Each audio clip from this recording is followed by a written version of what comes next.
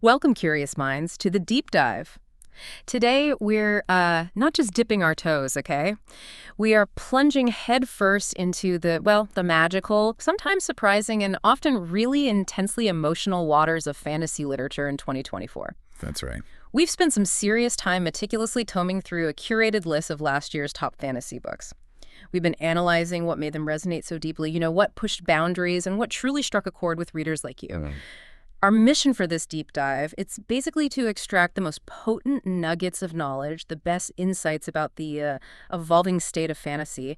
We want to uncover the surprising facts that shape the year and maybe understand a bit more about what these incredible stories reveal about us, the readers, and our ever-changing appetites. And what's truly captivating here, I think, is how the trends of 2024 in fantasy lit really paint this vivid picture. You see a shifting appetite among readers. It's undeniable. So we're going to explore that compelling blend, pure escapism mixed with profound emotional depth. We'll look at the undeniable rise of narratives that are just more complex, more nuanced. Yeah. And honestly, the courage of authors who really trusted their audience to handle that subtlety. We'll highlight how these books weren't just content to entertain. They often challenged perceptions. They transported us to, frankly, breathtaking new realities. And as our sources kept saying, they often gutted readers, but in the best possible way, that cathartic feeling. Right, that deep emotional hit. Exactly. So through specific examples from these top-tier books, we'll reveal the ingenious world building, the really compelling characters, and the innovative storytelling that truly defined the year. Okay, so let's unpack this a bit. For quite a while now, we've all seen romantasy holding significant sway in the fantasy landscape. Right? Oh, absolutely. Yeah. Dominating. Dragons soaring through fae courts, those morally gray love interests who could, break your heart just as easily as they'd save your life. It's a subgenre that has absolutely captivated legions of readers. You see its influence everywhere. Bestseller lists, social media, it's huge. Exactly. And honestly, for good reason. There's this undeniable, almost magnetic appeal in high-stakes romance set against a backdrop of ancient magic and fantastical creatures. It delivers a certain kind of escape. It really does. It offers this particular kind of vibrant, passionate escapism that clearly many readers crave. It lets you immerse yourself in these intense relationships intertwined with, epic, world-saving adventures. Yeah. But here's where 2024 truly took an interesting turn. While that beloved high-octane romantic formula, it remained incredibly strong, still drawing massive audiences, no doubt about it. Still a powerhouse. But the past year genuinely expanded the boundaries of what fantasy could encompass. Right. It wasn't just about adding, more spice or bigger dragons. It was about adding layers of thematic depth that really enriched the entire experience. Indeed. And if we connect this to the broader narrative, of genre evolution, while the appeal of high-stakes romance in magical settings is still undeniably potent, 2024 saw this significant and I think fascinating embrace of narratives that dared to push beyond those more familiar comfort zones, which raises an important question for us, doesn't it? What precisely were readers seeking beyond the pure romantic escapism that has dominated so much of the conversation lately? Yeah, what else were they hungry for? It really appears there was a growing hunger for stories that engaged on a deeper level, more intellectual, often more challenging. Right. The market clearly showed a readiness for narratives offering more than just a grand romance. They invited readers into worlds with intricate social structures, profound psychological depth, and sometimes, unsettling truths about power, trauma, societal decay. Things that feel heavier. Exactly. It really speaks to a maturation, I think, of both the genre itself and its readership. Our source material, the critiques, the reader reviews we looked at, they consistently pointed out this trend towards darker worlds that weren't afraid to tackle difficult themes. Yeah, they came up again and again. And instances of experimental storytelling that pushed the boundaries, plus a significant number of authors who, quote, trusted readers to handle complex, nuanced narratives. That trust factor is huge. It really is. And this isn't just some subtle shift, is it? It suggests a profound maturity within the genre itself. It's almost as if fantasy has, grown up a bit. Or maybe its readership has just become more discerning, more adventurous. Could be both.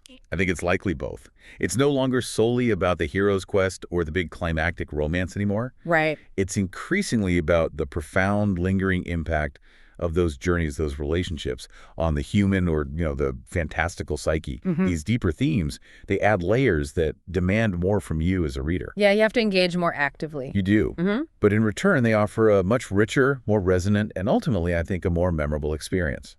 What's truly compelling here is the sheer courage. You see it from both authors and their audiences. This willingness to venture into increasingly challenging thematic territory. It wasn't just about the magic and adventure anymore, though that's still there, of course. It was about a fearless exploration of trauma, its long-term effects. Yeah, recovery arcs became really prominent. Exactly. Yeah. And sharp social commentary woven into these fantastical settings, plus deep psychological complexity within the characters themselves. Think about how many books on this year's top list really dug into the aftermath of conflict, or the insidious nature of systemic oppression, or just the difficult, messy process of personal healing. It's striking.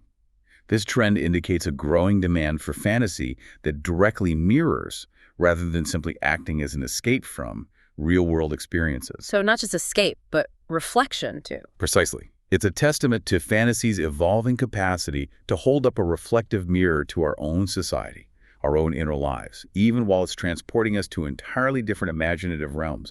It's about finding truth within the fantastical. It really does seem that readers want the best of both worlds, doesn't it? We crave that transportation, that pure, unadulterated escapism that only fantasy can provide. That feeling of being totally immersed. Right, in a world completely unlike our own. But at the same time, we desire for those worlds to echo something true about our own human experience. You want connection. Yeah, we want the comfort of familiar tropes, the chosen one, the epic journey, good versus evil, yet we also demand stories that surprise us, challenge us, stories that don't shy away from difficult emotions, moral ambiguities, messy realities. It's about finding that sophisticated balance. Where the fantastical elements don't just entertain, but actually enhance the human story at its core, make it feel more potent, more relatable, more impactful. This dual desire for both enchanting escapism and profound emotional depth is absolutely central to understanding 2024 fantasy. It's not a contradiction, like you might initially think. Right, it seems like one, but it isn't. It's a sophisticated demand from a readership that recognizes fantasy's immense capacity for nuanced commentary. It's about uncovering universal truths amidst the dragons and the dark deals, making the fantastical feel profoundly human and incredibly resonant. Yeah. When a story has the power to make you forget your everyday life with its dazzling magic, it's wonder.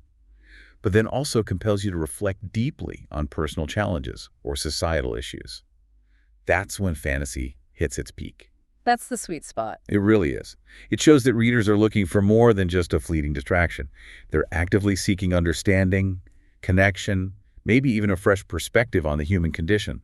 Even if that perspective comes wrapped in glittering scales or crackling spellfire, it's a testament to the genre's versatility and its growing maturity. So let's dive into some specific examples then from the top books that really define 2024. We'll start with those powerful stories that really dug deep into the darker side, but, and this is crucial, with incredible emotional resonance. Right, the ones that weren't just dark for darkness' sake. Exactly. These are the narratives that bravely explore the shadows within us and within their worlds, yet still manage to illuminate glimmers of hope, pathways to healing, or just the indomitable spirit of resilience. They don't flinch. Not at all. They embrace the difficult realities, showing the enduring strength of characters facing immense pain, existential threats. And this category truly exemplifies that trend we were talking about, fantasy tackling difficult themes head-on. It proves decisively that even within, say, horror or bleak, post-apocalyptic settings, profound human experiences like healing, recovery, resilience, they can be explored with remarkable depth. It's not just shock value. No, not at all. These narratives meticulously chart the journey through the darkness. They emphasize growth, transformation, the arduous path to overcoming adversity. It's about validating pain while also illuminating the often very challenging route to transcending it. Okay, so kicking off this segment, at number 10 on the list we looked at, we have What Feasts at Night by T. Kingfisher. Kingfisher, always brilliant. Right. And the reviewer explicitly stated this one gutted me in the best way. High praise, especially for horror-adjacent fantasy. Totally. It's a highly anticipated sequel to What Moves the Dead. It picks up with Easton as they retreat to this secluded hunting lodge, seeking recovery from past horrors they've endured. Trying to heal. But As is often the case in Kingfisher's masterful hands, they find new supernatural nightmares lurking just beyond the threshold. It's described as being comforting and terrifying in equal measure. That sounds exactly like her, that perfect balance. Isn't it evocative? Like savoring mulled wine by a crackling fireplace, feeling utterly safe. Only to realize there's something unsettling, something ancient and predatory, relentlessly prowling just outside the circle of light. Oh, that gives me chills just thinking about it. That atmospheric tension she creates. It sounds absolutely perfect for those chilly long nights, that primal pull between wanting to pull the blanket tighter and the irresistible need to know what's scratching at the door. What's truly fascinating here, I think, is T. Kingfisher's incredible, almost unparalleled gift for making horror feel deeply human and emotionally resonant. Yeah. This isn't just jump scares or gore. No, it's psychological. It's an unsettling psychological dread, intricately intertwined with genuine empathy for her characters. The seamless integration of themes like trauma, the arduous process of recovery, the complexities of identity, the profound need for belonging, all woven into a genuinely terrifying narrative. That's the hallmark of this new wave of darker fantasy. So Ista's journey isn't just about fighting monsters. Not at all. It's a deeply internal struggle, confronting their past, finding a way to heal, forging a path forward, even when the world is still rife with these existential threats. For instance, the way Kingfisher uses that secluded, almost claustrophobic setting of the lodge, it amplifies Easton's internal anxieties. It makes the psychological landscape just as menacing as any physical threat. It caters perfectly to readers who appreciate that atmospheric horror. Yes, and thoughtful LGBTQ plus representation, but critically, also seek stories about profound emotional healing that don't shy away from confronting the darkness. Ultimately showing that true bravery often lies as much in facing your inner demons as it does in battling external ones. Moving on to number 6, we have Heart Still Beating by Brooke Archer. Now this one immediately piqued my curiosity because it sounds truly unique. Zombies and romance. Right. An unexpected pairing, but it works surprisingly often. The premise involves Mara trying to rebuild her life after a devastating apocalypse. And then, remarkably, she meets Rory, a man who used to be infected and carries the scars, both physical and emotional, of that experience. That's a heavy backstory. Extremely. And the reviewer was profoundly moved, stating it made me cry actual tears. That's a powerful claim for a book featuring the undead, but it speaks volumes about the emotional core. It really does. It instantly makes you wonder how a concept often associated with visceral horror and bleak survival can be transformed into something so deeply touching and, dare I say, hopeful. Well, if we connect this to the broader capacity of fantasy, this book is just a prime example of how even the most unconventional or seemingly grim premises can carry immense emotional weight and resonate deeply. Here, the zombie apocalypse, it transcends its horror genre roots. It becomes this powerful, multifaceted metaphor for recovering from any kind of profound trauma, be it personal loss, societal collapse, emotional wounds, you name it. So the zombies are almost secondary to the human story. In a way, yes. The narrative focuses intently on the arduous process of rebuilding a life, learning to trust again in a world that has fundamentally betrayed its inhabitants, and ultimately finding unexpected beauty and connection amidst the wreckage. That sounds beautiful, actually. It is. Mara and Rory's relationship isn't just a typical romance. It's a testament to the enduring human capacity for resilience, intimacy, hope, even when society has crumbled around them. Archer's brilliance lies in depicting those small, quiet moments of humanity and rebuilding. Like what? Like Mara finding solace in cultivating a small garden amidst the ruins, or the careful, tentative steps Rory takes to reintegrate into a community that once feared him. It powerfully highlights the genre's capacity for genuine connection and understanding, even amidst life and death situations. It proves conclusively that love and healing can blossom even in the most desolate of wastelands. And at number 3, a debut that really made waves. To Gaze Upon Wicked Gods by Molly X. Chang. Ah, yes, this one got a lot of buzz. Deservedly so, it seems. It's described as devastating in the most beautiful way. The premise itself is compelling. We follow Ruing, who gains this terrible power, the ability to kill with a mere touch in a world that is actively being colonized. Instantly high stakes. Right. This immediately casts her as both a weapon and a prime target. What's even more complex and immediately intriguing is her relationship with one of the oppressors, which is deliberately, agonizingly complicated. Oof. That's tricky territory. It signals a deep dive into profound moral gray areas. It promises a narrative that isn't about clear-cut heroes and villains, but rather the murky, painful realities of survival, resistance, and the terrible costs of power when wielded in an unjust world. And this book in particular really raises that important question about the profound role of fantasy in addressing very real-world issues. Like colonization. Exactly. Malice Chang unflinchingly explores the devastating impacts of colonization, the insidious dynamics of power and oppression, the brutal choices necessary for survival, all magnified by the terrible inherent cost of Ruing's unique magic. Her power is this devastatingly double-edged sword. A means of defense, but at what price? Precisely, an unbearable personal and moral price to her very soul. The narrative embraces this profound moral complexity where easy answers are just absent. Then the world building. Heartbreaking. It depicts a magical realm systematically destroyed and exploited by technological invasion. For instance, the novel paints this stark picture of a once vibrant, magic-infused culture being slowly strangled by the colonizers' advanced machinery, turning ancient spiritual sites into industrial complexes. That's powerful imagery. It is. And this raw depiction speaks powerfully to readers who desire fantasy that grapples directly with difficult, relevant themes and morally ambiguous relationships. It showcases fantasy's ability to be both an enthralling escape and a profound, often uncomfortable, commentary on human history and political realities. Okay, let's shift gears now. Let's explore a different vein of 2024 fantasy.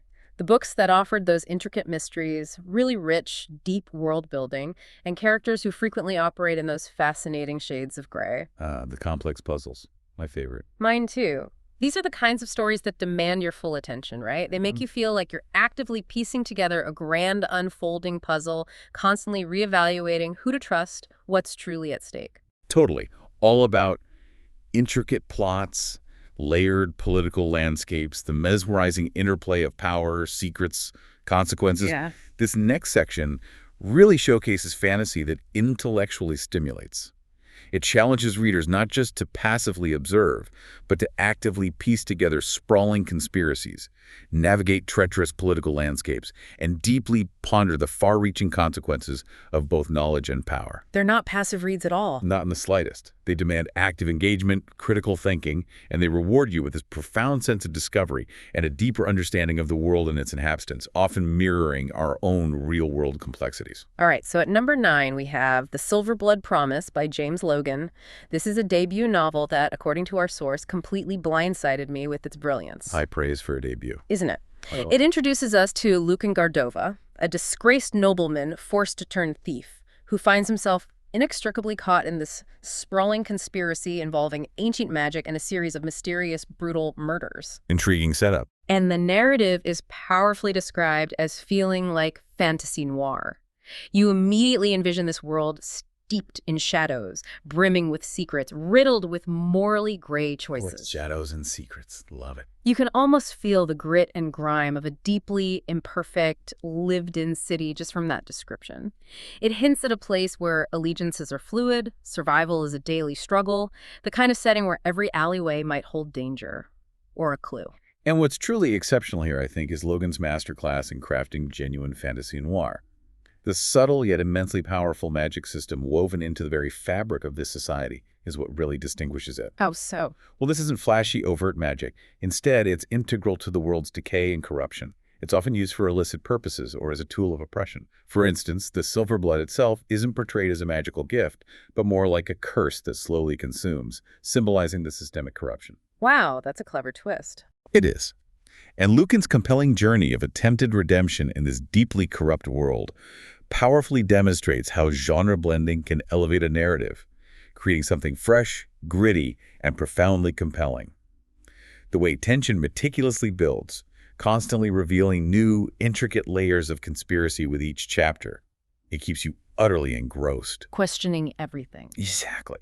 Questioning every character's motive, deeply invested in Lucan's difficult, often morally compromising choices.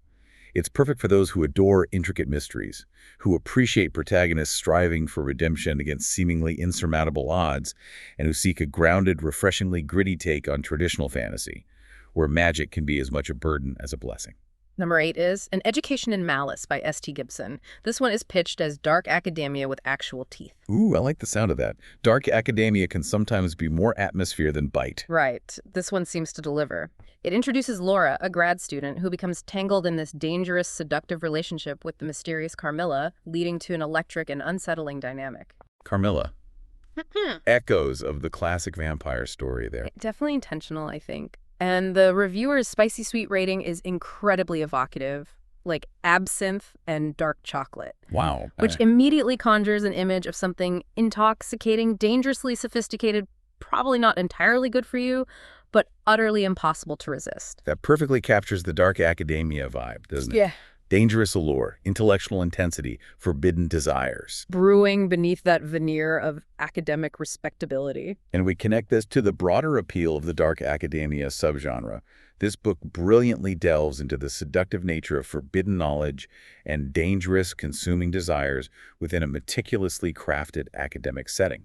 The gothic elements, ancient libraries, secluded universities shrouded in mist. All the good stuff. All the good stuff. Combined with the constant uncertainty of who is hunting whom, it creates this intensely addictive, almost suffocating atmosphere. It's a brilliant exploration of power dynamics, obsession, and the profound sacrifices one might make in the relentless pursuit of knowledge. Playing with themes of transformation, ambition. Moral corruption, absolutely. For example, the way the forbidden texts within the university seem to exert this psychological pull on the characters, blurring the lines between study and madness. Truly unsettling. It caters impeccably to readers drawn to dark, psychologically charged romance and intellectual intrigue. It offers a sophisticated blend of suspense, profound psychological depth, and intoxicating relationships where the lines between student and predator are deliciously, disturbingly blurred. Okay, at number 4, we have The Atlas Complex by Olivia Blake. This is the eagerly anticipated conclusion to the wildly popular Atlas trilogy. A huge one. Expectations were sky high. And our sources describe this finale as emotionally destroying, again, in the best possible way. The premise sees the surviving members of the enigmatic Alexandria Society facing an even greater existential threat to the magical world they inhabit. Upping the stakes significantly. Exactly. And Blake's writing is lauded as literary fantasy at its finest, with its distinctive academic magic, which, for astute readers, translates to exquisitely crafted prose, a deep philosophical engagement with the magical system. And characters whose intellectual prowess is as potent as any spell. Precisely. And this conclusion truly raises that important question about the ultimate cost of knowledge and the seductive, corrupting nature of power.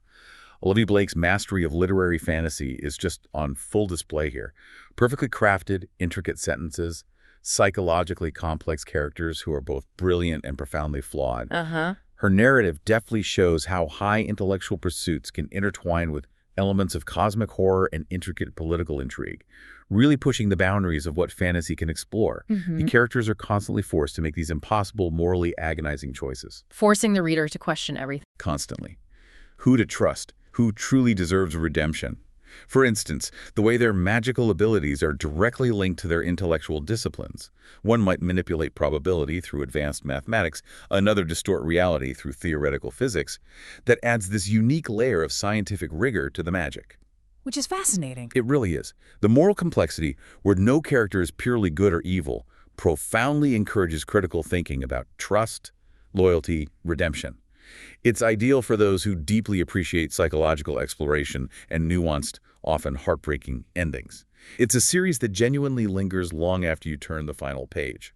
You feel compelled to reread just to uncover all the intricate, hidden layers and philosophical arguments. Coming in strong at number 2 is The Familiar by Leigh Bardugo. This one, according to our reviewer, reminded me why Bardugo is a top fantasy writer. High praise indeed. She consistently delivers. It's a standout historical fantasy set in an alternate Spanish Inquisition, which immediately promises a rich, tense atmosphere. Oh yeah, that setting alone creates tension. We follow Lucia, a seemingly ordinary servant who secretly wields dangerous magic based on refrains, traditional Spanish sayings, that, in her hands, become literal, potent spells. What a cool magic system. Isn't it? She inevitably gets caught in the treacherous web of court intrigue, and the book is rated like aged wine and dark chocolate. Another evocative rating. Rich, complex, satisfying. maybe a hint of forbidden pleasure. Exactly what it sounds like. And what's truly fascinating here is Leigh Bardugo's exquisite creation of a rich, complex world where magic and religion intersect in dangerously volatile ways. The historical setting of the Spanish court, meticulously researched yet imaginatively altered, with its intricate politics, lavish pageantry, and the ever-present, terrifying hidden threats of the Inquisition. It provides an exceptionally brilliant, intense backdrop. It really does, for Lucy's desperate struggle for survival. For example, Bardugo vividly depicts the paranoia of the Inquisition through hidden spies, the chilling power of a single whispered accusation, making the stakes incredibly high for Lucy as secret magic. And that magic system based on sayings. It adds such unique and deeply satisfying depth. Imagine a proverb like, where there's smoke, there's fire, literally conjuring a protective flame, or loose lips sink ships, causing a truth-telling effect. It makes the magic feel ancient, deeply connected to folklore, culturally resonant. That's brilliant. And the dangerous yet seemingly inevitable romance with Sant'Angelo, the mysterious familiar who is both her protector and her potential undoing. It contributes to a truly breathless and emotionally charged reading experience. This appeals immensely to historical fantasy lovers and those who deeply value sophisticated magic systems and intricate courtly intrigue. It's a gripping narrative that masterfully blends history, magic, and a compelling personal journey of self-discovery and survival. All right, now, for those of you who gravitate towards those deeply felt connections, those epic romantic journeys, even when they're set within truly grand fantasy settings, this next category is definitely for you. The heartstring pullers. Exactly. These are the books that unapologetically tug at your heartstrings. They make you root for the characters not just to win battles against ancient evils, but to find profound personal happiness, authentic connection, a love that feels earned and transformative. They prove that even with dragons and dark sorcerers. Love can be the most powerful force of all, even in its most complicated forms. And this category powerfully highlights how fantasy can deliver profound emotional experiences that resonate long after the final page. These stories focus intensely on deep character growth, forging genuine connection, and the immensely satisfying culmination of long-running emotional and narrative arcs. Critically, these narratives don't just add romance as like a subplot. No, absolutely not. They intricately weave it into the very fabric of the overarching plot. It becomes utterly integral to the characters' individual journeys and the overarching themes. It truly demonstrates that heart, the emotional core, can be just as pivotal and compelling as head, the intellectual or strategic elements, in crafting truly compelling fantasy. So, at number 7, we have A Fragile Enchantment by Alison Saft. This one is described by our reviewer as pure romantic fantasy perfection. My bar. Right. The story follows Niamh, a supremely talented dressmaker, tasked with creating an exquisite wedding dress for the future queen. During this high-pressure commission, she meets Kit, the queen's charming and complicated brother, and, well, things get beautifully complicated between them. Of course they do. What's particularly enchanting and really unique about this book is its magic system. It's intimately based on textile work, with Niamh's deepest emotions literally affecting her craft. Wow, emotion-based magic through textile. Right. That sounds incredible. Doesn't it? Imagine weaving your joy or your heartbreak directly into the threads of a garment, watching the fabric shimmer with your sorrow or glow with your hope. That's such a wonderfully tactile, visually rich, and deeply emotionally resonant form of magic. It immediately drew me in. And this book truly feels like stepping directly into a fairy tale, but one imbued with immense, palpable emotional depth. That unique magic system, where enchantment is intricately woven into fabric through Niamh's skill and emotional state, is wonderfully rendered and feels incredibly fresh. Can you give an example? Sure, like Niamh might weave a protective charm into a cloak, but if her own heart is troubled, that charm might fray or take on an unexpected melancholic hue. But what absolutely stands out, elevates this novel, is the perfectly paced romance between Niamh and Kit. The central relationship. Yes, it evolves organically, believably, from tentative friendship to this deep, meaningful love built on mutual respect and shared vulnerabilities. Their banter is delightful, their chemistry undeniable. You root for them? You absolutely root for them. And their individual character arcs are both satisfying and deeply growth-oriented. They mature, find their own paths, even as their love blossoms. It's an absolute must-read for those who desire court intrigue, unique magical crafting, and an intimate epic romance that feels truly earned and profoundly heartfelt rather than simply declared. Next, coming in at number 5, is Deep End by Ali Hazelwood.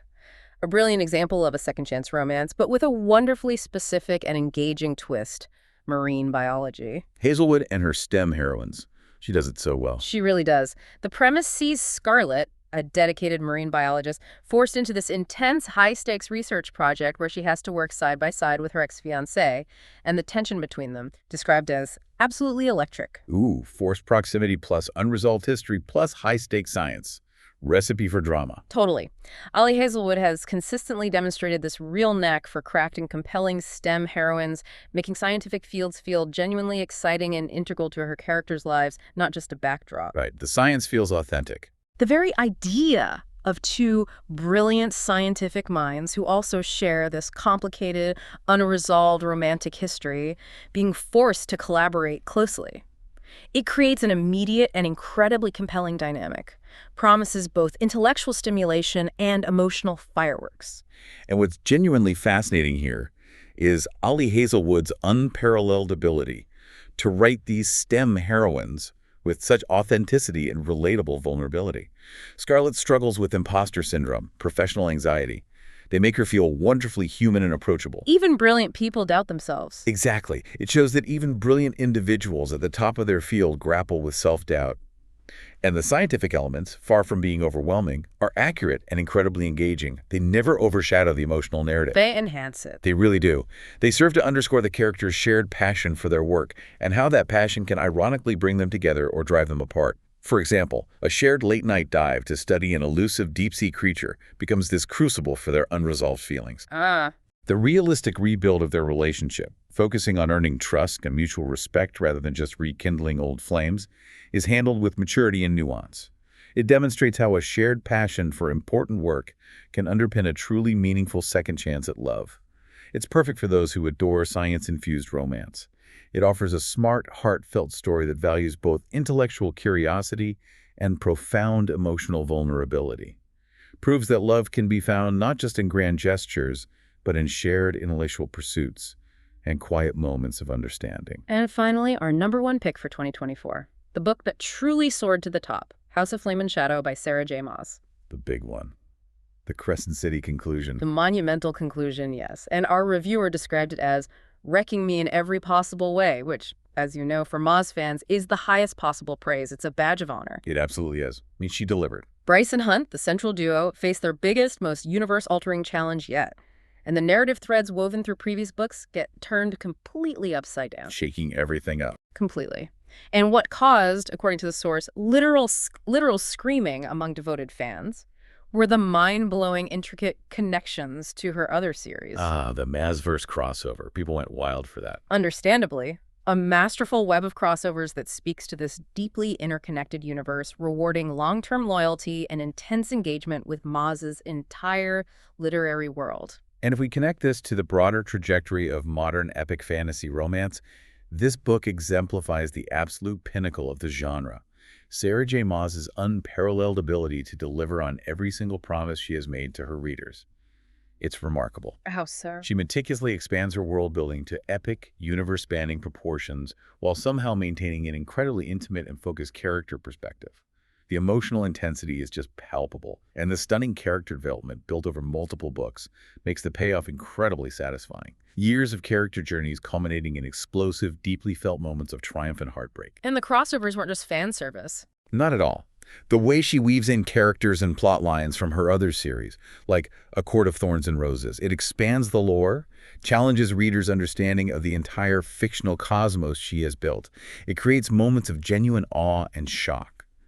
This book powerfully showcases how fantasy can be both relentlessly action-packed and profoundly emotionally intelligent. Trusting the reader. Truly trusting readers to navigate complex themes, morally gray characters, intricate political machinations. It leaves hearts not just destroyed, but powerfully rebuilt in the best possible way.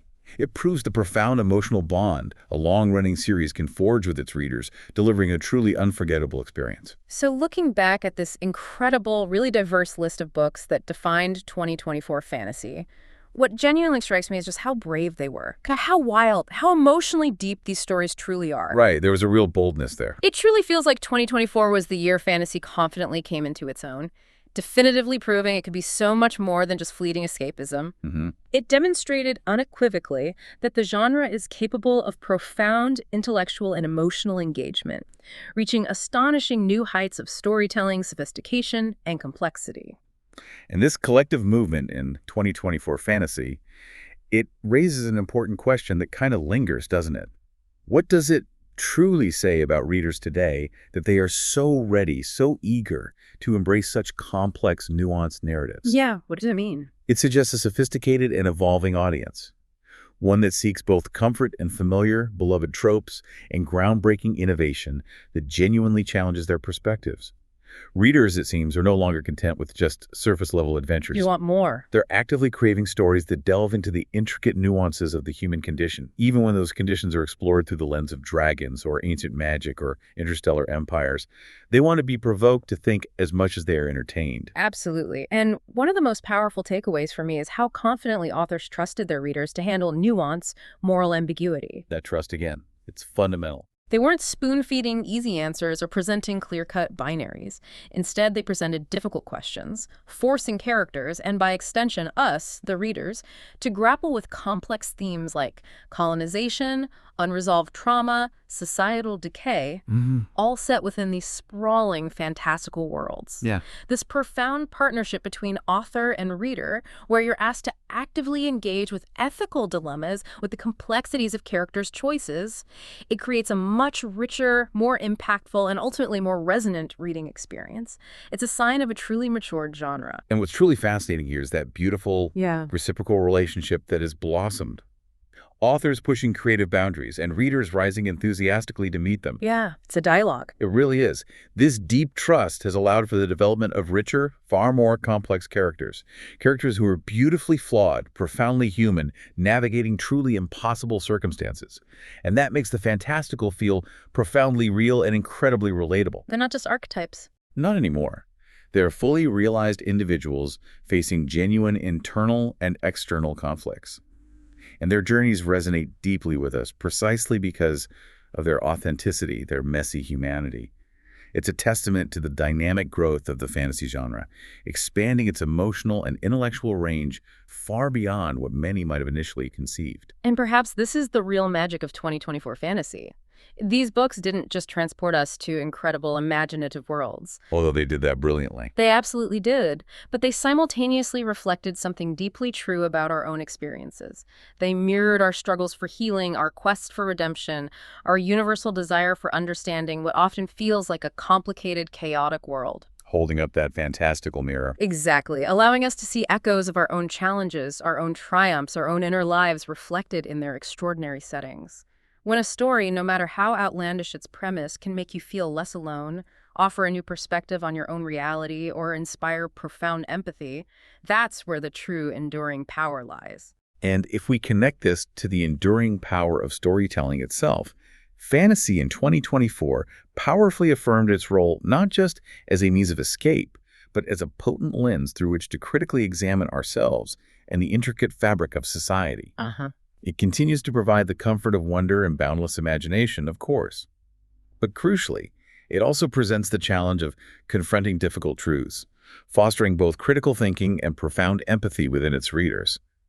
It's a genre that offers both a balm for the soul and a catalyst for introspection, proving that truly great stories, regardless of their magical elements, can enlighten and inspire just as much as they entertain.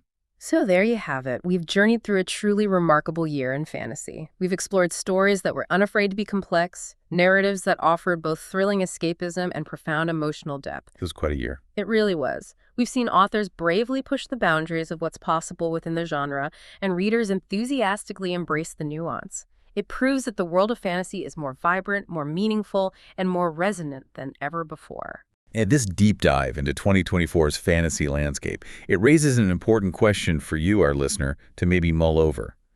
Given the incredible depth and breadth of these offerings, how do you think these stories, with their dragons and complex characters and intricate worlds, might continue to shape our understanding of complex human experiences?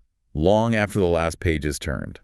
What new truths might we still uncover within these richly imagined worlds as they continue to live within us? That's a great question to end on. May your next read be full of dragons, dark bargains, unexpected magic, and, well, just the right kind of heartbreak that leaves you thinking, dreaming, and wondering long after the story ends.